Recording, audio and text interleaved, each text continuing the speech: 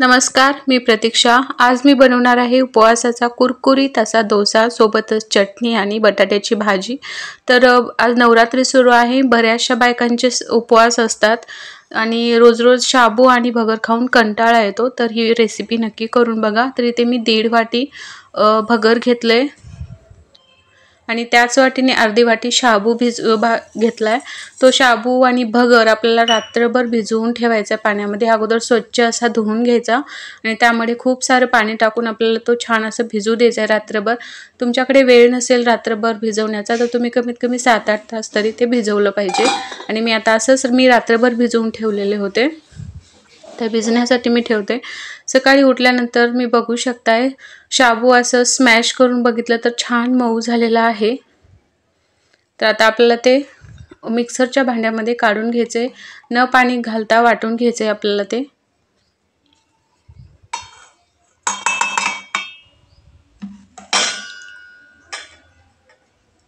ज्या पद्धतीने आपण आपले साधे डोसे तांदळाचे डोसे करतो त्या पद्धतीनेच आपल्याला ते आता छान पीठ असं काढून घ्यायचे। तर बघू शकता अशा पद्धतीने आपल्याला ते पॅटर्न बनवून घ्यायचे। ते सगळे मी बनवून घेतलेलं आहे। थोडंसं त्यामध्ये घट्ट वाटत होतं त्यामुळे पाणी ॲड केले आणि त्यात ते पीठ पण आपल्याला अर्धा तास भिजवण्यासाठी ठेवायचे, अर्धा तास। नंतर मी ते 3 बटाटे घेतलेत आणि ते उकडण्यासाठी ठेवले। बटाटे उकडलेले आहेत आणि मी ते हिरव्या मिरच्या, जिरे, कोथिंबीर, कढीपत्ता आणि शेंगदाण्याचं कूट घेतले। तुम्ही जे काही वस्तू उपवासाला तुम्ही वापरत नसाल कढीपत्ता, कोथिंबीर तर तुम्ही ते स्किप करू शकता। तर नंतर मी कढई ठेवली गॅसवर, त्यामध्ये साधारणतः 1.5 पळी मी तेल टाकले। त्यामध्ये जिरे, हिरव्या मिरच्याचे कुटके,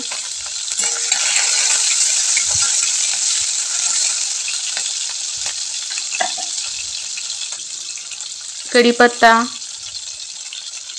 आणि स्मॅश करून घेतलेले बटाटे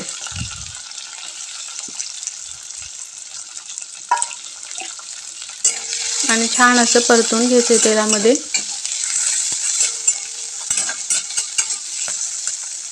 आणि उपवासाला आमच्याकडे हळद चालत नाही त्यामुळे मी हळद घालणार नाहीये। त्यानंतर वरून कोथिंबीर,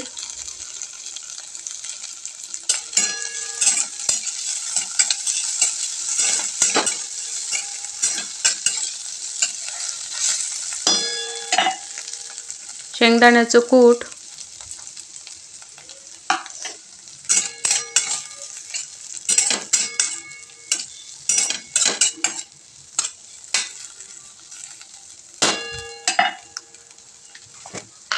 आणि शेवटी चवीनुसार मीठ टाकून घ्यायचे। तुम्ही मीठ वापरत असाल मीठ टाका, नाहीतर उपवासाचं मीठ तुम्ही वापरत असाल तर उपवासाचं मीठ तुम्ही टाकून घ्या आणि छान असं व्यवस्थित परतून घ्या।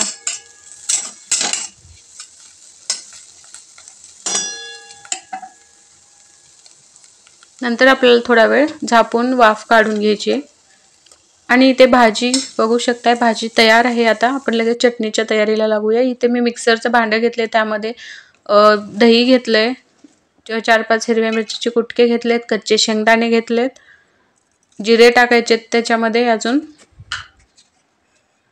आणि चवीनुसार मीठ। आता ते आपल्याला मिक्सरमधून काढून घ्यायचंय। तर इथे कमी मिक्सरमधून फिरवून घेतलंय आणि आता चटणीला आपल्याला तडका देण्यासाठी एक वाटी ठेवले मी, त्यामध्ये जिरे आणि कढीपत्ता ॲड केलाय। छान जिरे आणि कढीपत्ता तळल्यानंतर आपल्याला त्या चटणीमध्ये तडका द्यायचा। तर इथे चटणी बनवून तयार आहे। तर आता आपण डोशाकडे वळूया। तर इथे डोश्याचं पीठ अर्धा तास भिजायला ठेवलं होतं, त्यामध्ये मीठ टाकून घ्यायचे करताना डोसे चवीनुसार।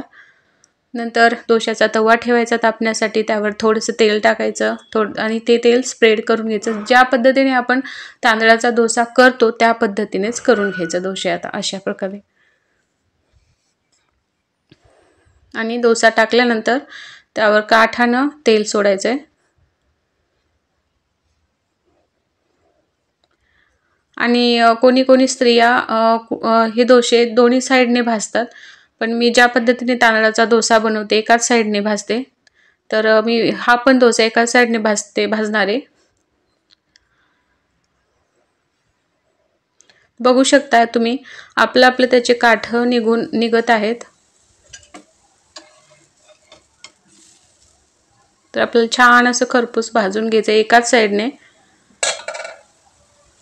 तुम्हाला मध्ये दिसत असेल असं ब्राऊन ब्राऊन कलर येत आहे, म्हणजे आपल्याला कळतंयच की दोन्ही साईडनं तो डोसा भाजत आहे। तर बघू शकताय छान असे काठा आपोआपच निघत आहेत।